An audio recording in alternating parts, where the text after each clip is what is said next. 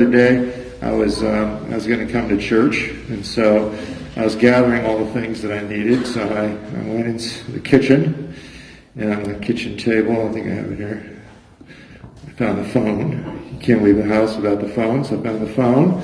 Then I looked for my book, my date book. Found the date book.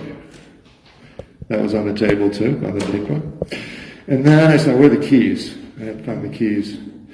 So I looked around the kitchen, and then on the table next to the kitchen table, there were my keys. There's some more of my keys. I've got my keys. No, keys. And what's missing? My wallet. So I looked on the table, I couldn't find my wallet. I looked on the side table, I couldn't find my wallet. I looked all over the counter, I couldn't find my wallet. I figured out I left it in the car. So I went out on the deck, and I walked to the garage, and I went into the garage, and I opened up the car door. I looked on the driver's seat, no wallet. I looked on the center console, no wallet. Maybe I put it in the glove compartment.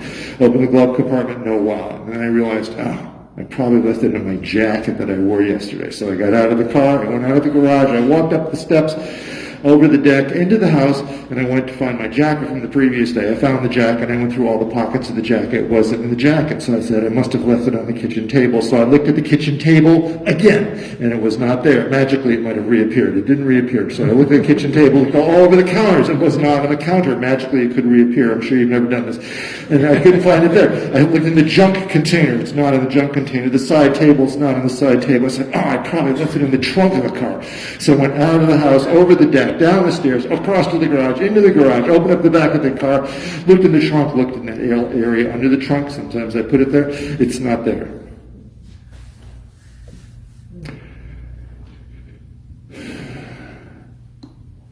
I must have left it on my desk. So I went out of the garage, back up the steps again, over the deck, into the house, into the desk area, not on the desk. I said, probably dropped out of my pocket in the bathroom. So I went into the bathroom. It was not dropped out of my pocket in the bathroom. And then I thought, I went into the work area in the garage yesterday. I probably left it someplace in the work area. So I went all around the deck, all across the way, into the garage, into the work area. Nothing.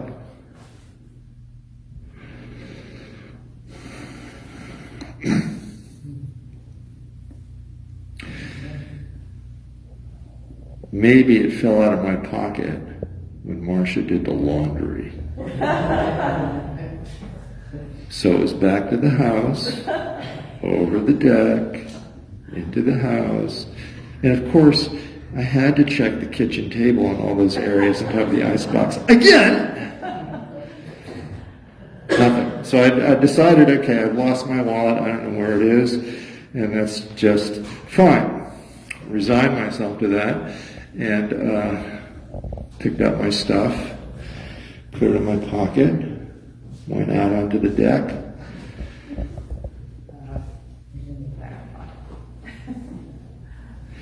And there was the wallet sitting on the railing on the deck.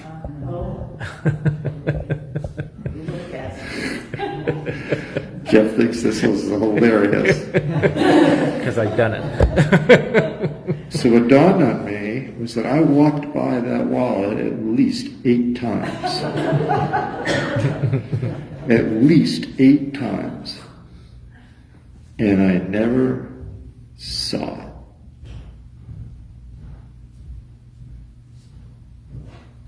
But it was always there.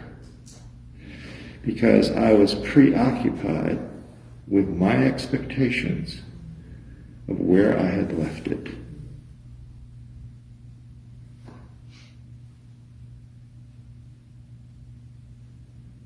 I was preoccupied with my expectations of where I left it. I've used the COVID example before, but I'm going to go back to it. When the COVID crisis hit, it seemed pretty obvious to me that this was a disease that spread through the air. If you remember, people thought that it spread through touch. I wondered to myself, how could it spread so quickly, so pervasively through touch? It has to spread through the air. And I realized that we were in for the long haul, probably a year and a half. That's what my prediction was. It would be a year and a half. People were hoping for 6 months, a year. Turned out to be at least 2.5 years. And I remember talking to a woman, and she had received a phone call from one of her children, an adult child. The adult child said, "Do not go and get your hair done, because that would be dangerous." She had all kinds of health issues.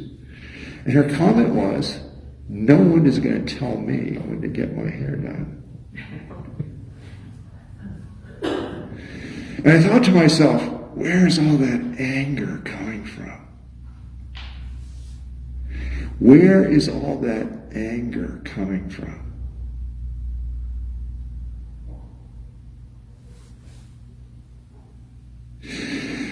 I spoke with someone else, and I mentioned to that person that, this disease is so widespread that people don't even understand they have it, and that a football team gathered, and they tested all the players in the football team, and 5 of the 50 had COVID. I got an email from that person who said, "No, your numbers are wrong. It was only 3 out of 50. And he even cited an article.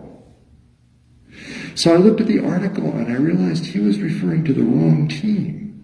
And that if he had read the second page of the article, he would have seen that I was right. I asked myself, where is all that anger coming from? We see it even now. When we hear about the problems in schools, when we hear about road rage, all of this anger. I've spoken to parents who get going. This is not fair for my child. My child is denied these opportunities. My child should be in school. My child is missing out on all of this anger. And my suggestion to you is because we have expectations of life. That I can get my hair cut when I want to, that I can shop when I want to, that I can send my kids to school when I want to, that my kids are going to have a certain lifestyle. And when those expectations are not met, or when those expectations are denied to us, we are left disappointed and angry. So suddenly everyone's life was turned upside down, and all the expectations and the hopes and the plans that I had came crashing down. And what does that leave me? It leaves me as one angry soul.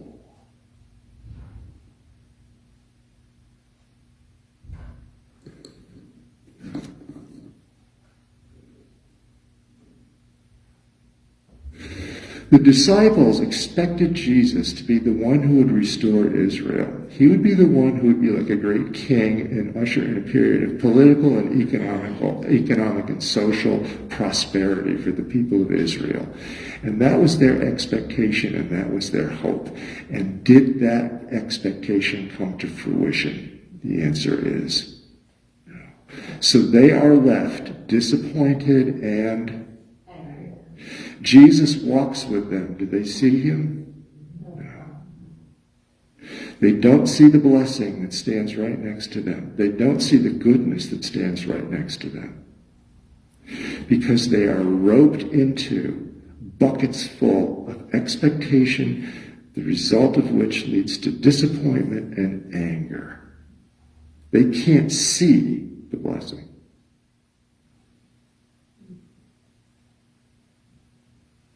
So I had expectations and couldn't see this, but it was there. In COVID, we had expectations, but we couldn't see the goodness. It's very interesting. I counsel people during the midst of COVID to begin each day, as we've done here, begin each day listing 5 gratitudes from the previous day. 5 blessings that you experienced in the previous day. People didn't want to do it. And they didn't want to do it because they were so angry. So they couldn't see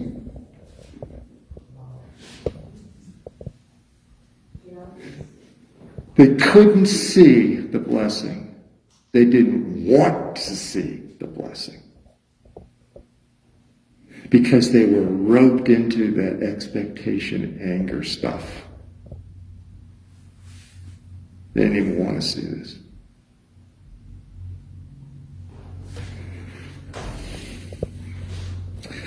Yesterday, Sue made this point. We had discussion Saturday morning in our meditation group.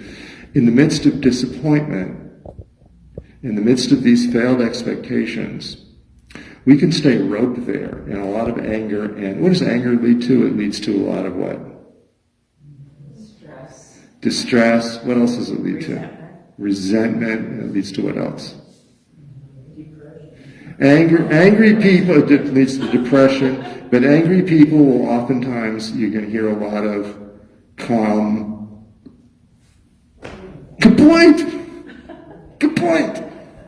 Nothing is ever good enough. Right? A lot of complaint. So we stay roped into this complaint. And so to get out of that place into third day living takes what? Work. You said it. Amen to you, Sue. It takes work. It takes work. It takes work to move out of that place where I have hopes and expectations that are not met.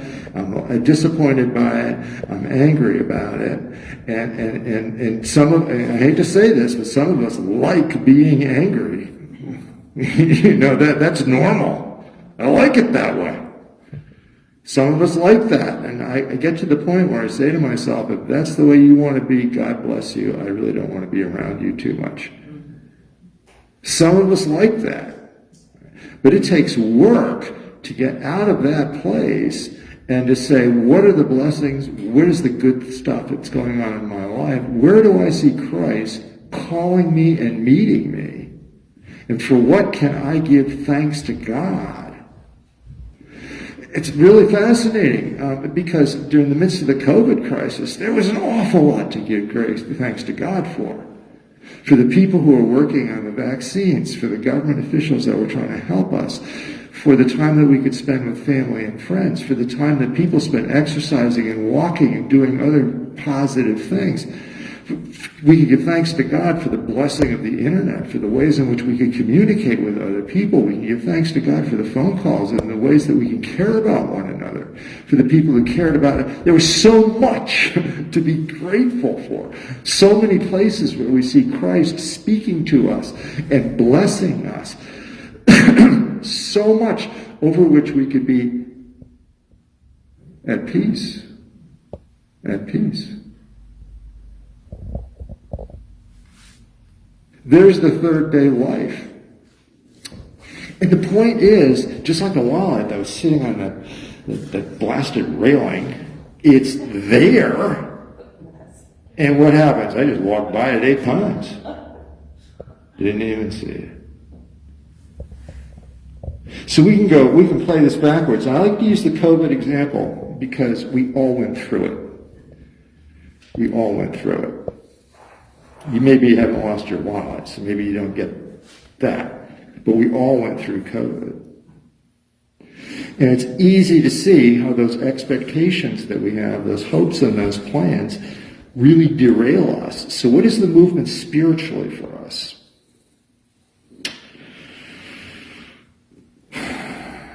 Well, I can share with you another personal story.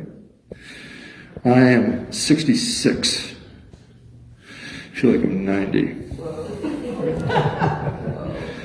And there are times when I say to myself, I wish this family life was different. I wish work life was different. I wish many, many things were different.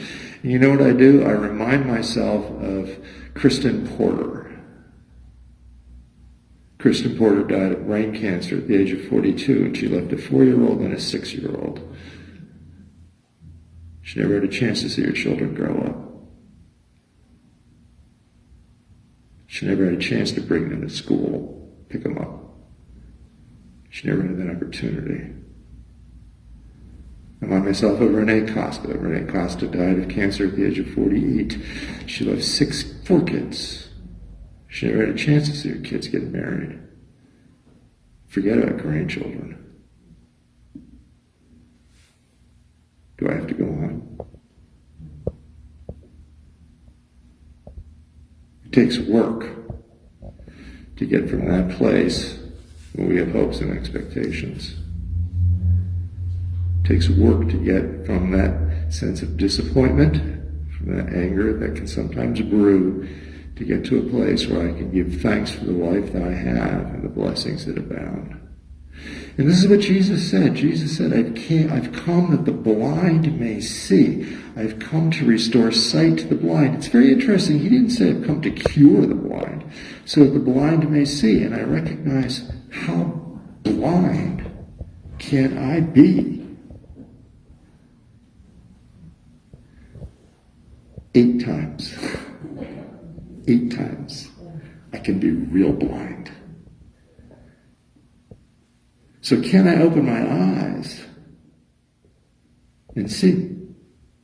Because when I do, it puts me in a much better place. And that's what Jesus said. Jesus said, I've come that you may have peace. John, would that you see clearly. Would that you do the work. No one's going to open our eyes for us. Jesus invites us to open our eyes.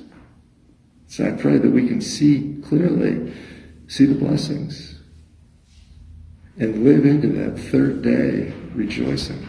Thank you for your attention. In Jesus' name, amen.